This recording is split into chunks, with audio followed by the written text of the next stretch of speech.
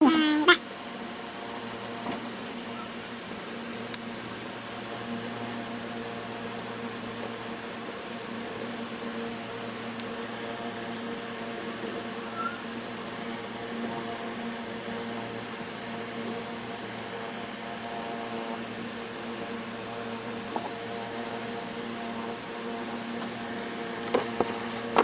Đi đây là không đi nè. Không, đeo đi mà phải đi vậy.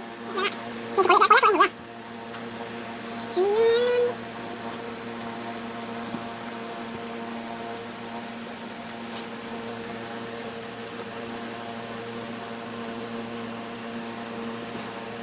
Cái này rồi. Mình sẽ luôn.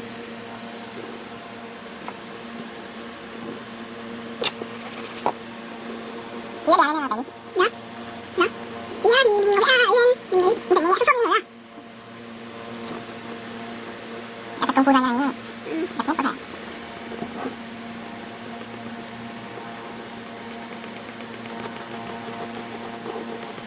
Nét lên chưa đã. Hả? Tại lắm. Nó lấy này. Tất cả không cần. Để một sơ qua kệ thôi. Nếu chơi nữa thôi. Cái kia cái bóng bỏ thì đã xong. Để không cần những chuyện. Những chuyện chứ. Không cần những gì. Đừng có lỗi nha, lỗi là coi.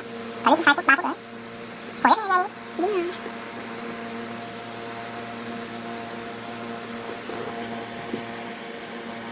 Ngắn ngắn của phổi để thấy mà.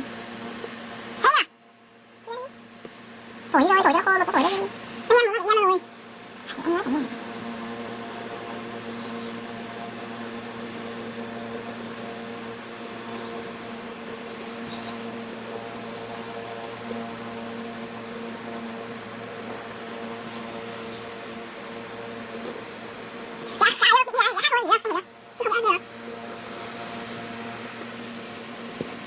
Để mua cho đẹp nữa.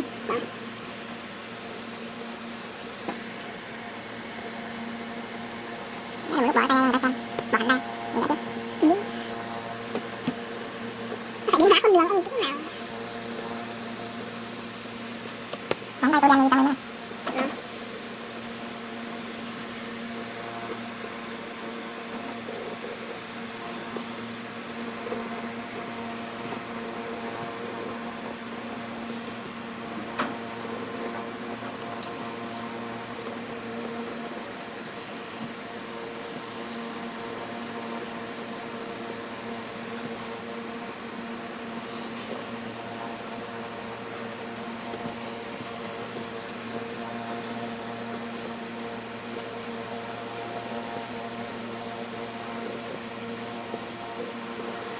Những cái biến đoạn này đấy. Làm tạm đấy. Rồi nha. Rồi gì? Tôi bỏ à? Tôi muốn có cái bàn này tôi đã. Mình tính em tính nào? Để tôi lấy cái phần tôi bỏ bỏ em tính. Nhưng mà tôi bỏ em tính rồi.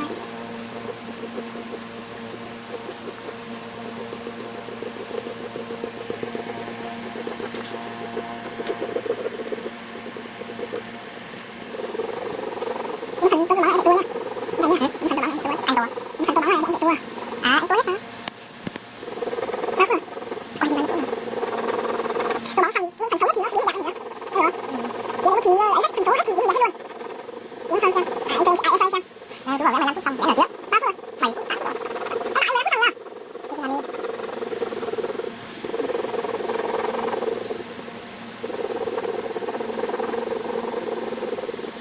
Tôi vẽ này vẫn không ăn được bọn nó rồi. Để tập vẽ thêm đi. Đừng chứ nói vẽ nó tập nhiều rồi nữa. Nó tập vẽ quá trời nhiều rồi. Sao chúng mới kiếm tiền nhiều như bọn nói thì tôi phải vẽ thêm. Nó tập vẽ ngày tập vẽ thôi. Anh nào cho mình cái giáo trình học vẽ này nữa. Tập đi xong mới giàu nữa.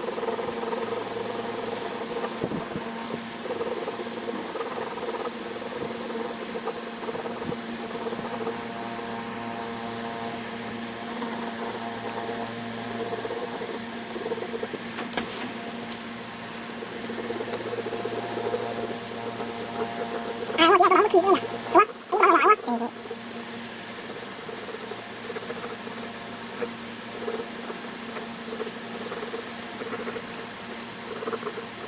Mày đấy. Mình tính anh cứ định ra tấm nhầm. Tôi cần nhầm đấy. Anh cũng là của anh tôi là nó như nhau hết. Còn bóng cho bây giờ ấy. Nhìn nhau tôi hết cho này nha. Mình tính. Tôi bóng ấy. Bóng như này gì đó. Bóng tôi ấy. Đấy. Những cái nào xấu là tôi phát thành ra luôn. Tôi bóng anh xấu. Mình mất đi luôn. Nhưng mà bỏ tôi phát. Thôi cho tôi mất là đẹp một tí. Anh rồi.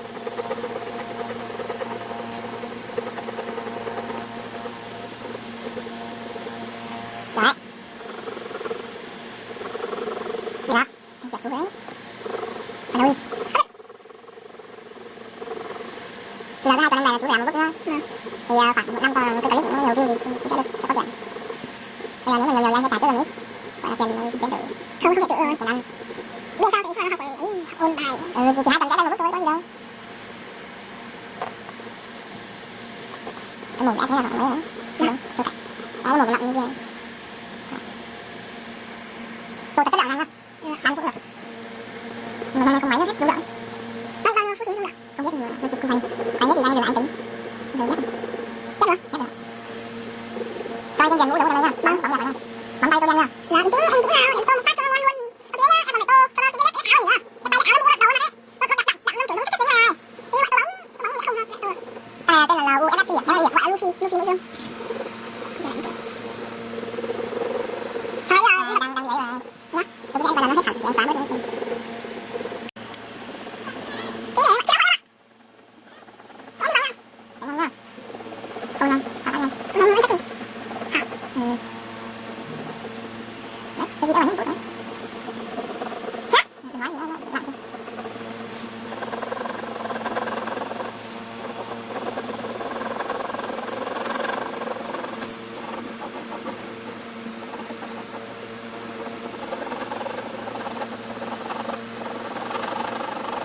Anh mà ra làm đúng.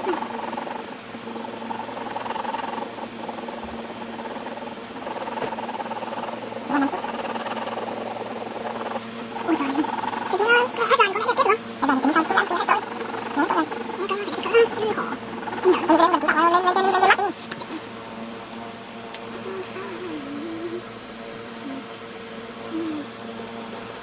Mà hết pin nữa quên. Đi đi. Là hết pin nữa. Mắt chưa đẹp lắm nè, mắt chưa rõ, mắt chưa như đồng mũi. Mắt tôi cái lòng đen coi. Được chưa? Rồi đã mũi cho đi, đã mũi cho đi. Em mũi chi cơ. Móng tay chưa tôi đen là chưa tôi bóng vào tay. Mấy tay em phút mà nhớ. Tại vì em chưa xóa là bị lỗi rồi, xong em xóa hết từ. Đã mũi cái đèn đỏ không cần mũi chịu, cái đèn đi. Ui ông đi sao đây? Lâu lắm. Ông đi mà tôi đỏ tôi đèn đỏ lâu lắm. 3 phút rồi đấy. Còn bao nhiêu phút nữa? Còn 3 phút nữa.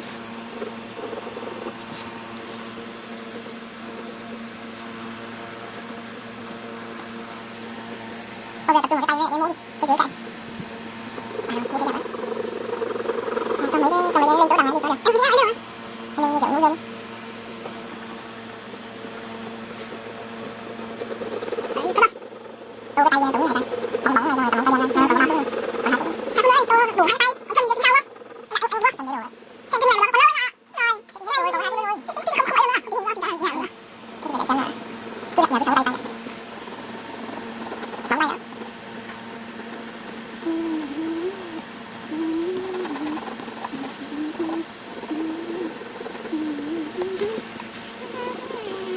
Xuống cái tay bên trái đi. Tôi tập trung cái mũi cho em được đấy. Có sạch chưa? Không có pin là toái. Còn 2 phút. Cái pin bao nhiêu rồi? Pin này chỉ quay được 15 phút liên tục thôi. Không biết kia mà, cái pin này tính nào? Bây giờ sao kịp làm gì nữa? Kìa cái tay bên trái chưa được cái gì nha. Em biết sao tay bên trái chưa được cái gì đâu. Ủa, còn 1 phút nữa. Tặng lần sau làm nó chưa được. Sao tặng nhiều anh nhỉ? Nè, cái này chưa được luôn. Tặng đen. Nó cố cái trái ra.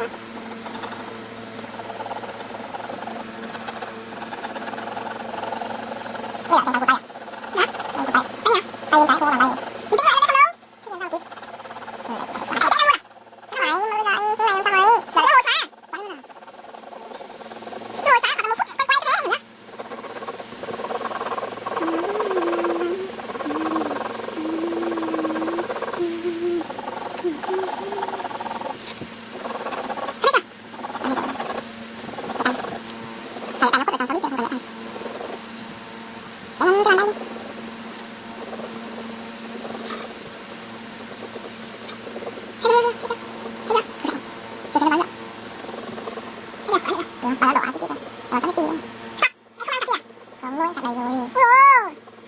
nào?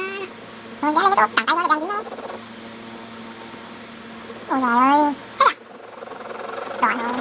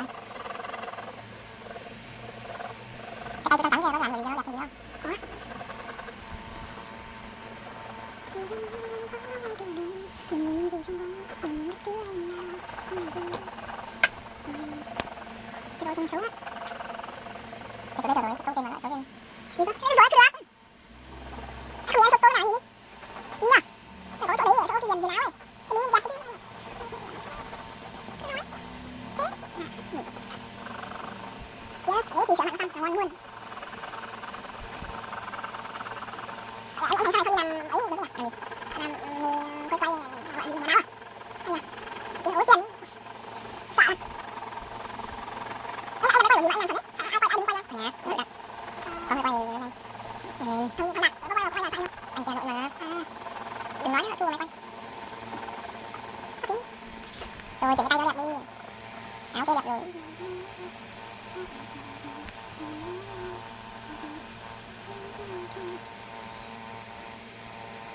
khi nào anh em sẽ làm bất cơm tôi bằng tay đây tôi làm này tôi làm tay ấy à để ấy à đi xuống tôi làm tay vô làm rồi không phải làm gì phải làm được chưa bình tĩnh có chín cơ thì làm nhanh lên vậy đi làm bây giờ 11 giờ rồi 11 giờ chán 10 giờ 7 rồi cho nên mình đã đừng nói nữa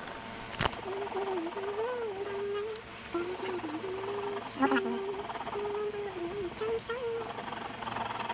hôm nay là tôi cái mặt này nó ngon thôi rồi hôm nay thế ổn rồi sao làm kỹ rồi tao luôn đấy và anh sửa bao nhiêu sửa tạm giờ đấy tối đi ra rồi mặc của em xem không tối đặt rồi ăn chung cái đấy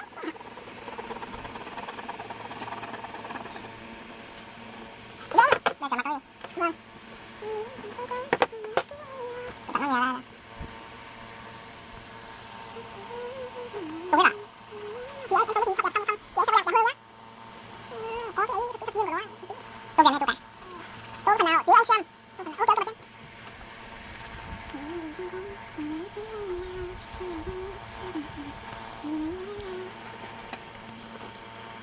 tôi mà tặng luôn đã rồi cho gì vậy